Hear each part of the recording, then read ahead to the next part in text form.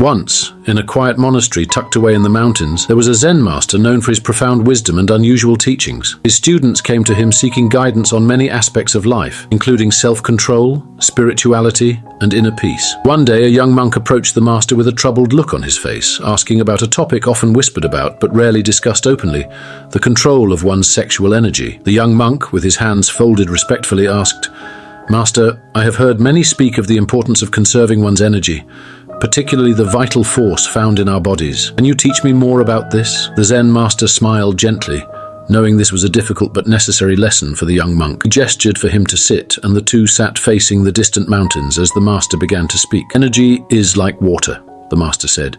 "It can flow, nourish, and give life. But if it is wasted, it will leave a person thirsty, empty, and without strength." The young monk listened intently, his curiosity piqued. "The energy you speak of is not just physical, but spiritual. Every action you take with it has a consequence, whether it's in the physical realm or within your own mind." The Zen master continued, "Many people waste this energy, believing it to be insignificant, or worse, thinking it is only tied to pleasure. But this energy is life itself.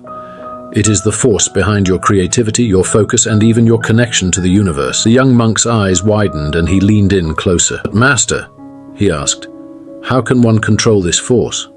How can one prevent it from being wasted?" The master smiled again. "The key is awareness. When you act without mindfulness, you spill this energy in directions that do not serve you, like a farmer who carelessly waters the weeds instead of the crops. He then picked up a single grain of rice from the ground. This grain, like your energy, may seem small, but in time it grows and multiplies, feeding not just yourself, but those around you." The young monk nodded slowly, understanding the metaphor, but still felt unsure.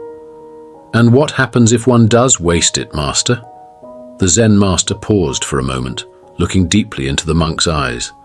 "If you waste it, you weaken the very foundation of your existence. Your focus scatters, your spiritual growth stalls, and you feel disconnected from your true purpose. But it's not just about abstaining," the master added. "It's about understanding the sacredness of this energy and directing it towards creation, meditation, and growth." He pointed to the garden in the courtyard, where flowers bloomed despite the rugged mountain environment. "Like those flowers, your energy must be cultivated and directed. Use it to deepen your spiritual practice, to create something beautiful, or to help others." The young monk sat quietly, absorbing the lesson. He had never thought of his physical energy as something so intertwined with his spiritual path. "So, Master," the monk asked after a long pause, "how do I begin to master this energy?" The Zen master chuckled softly. "Start with discipline.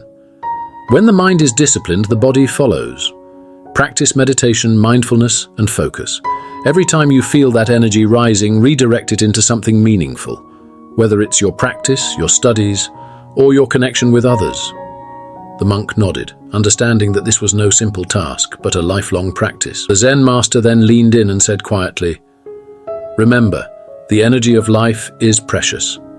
Do not waste it on fleeting desires. Use it to fuel your purpose, to nourish your spirit, and to connect with the deeper mysteries of the universe." The young monk bowed deeply in gratitude, realizing that this teaching was not just about physical restraint, but about a profound understanding of life's essence.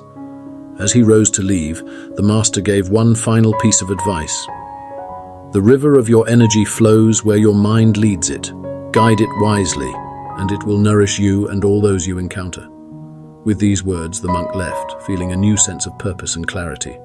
He now understood that to not waste one's energy was to honor life itself, and this lesson would stay with him forever.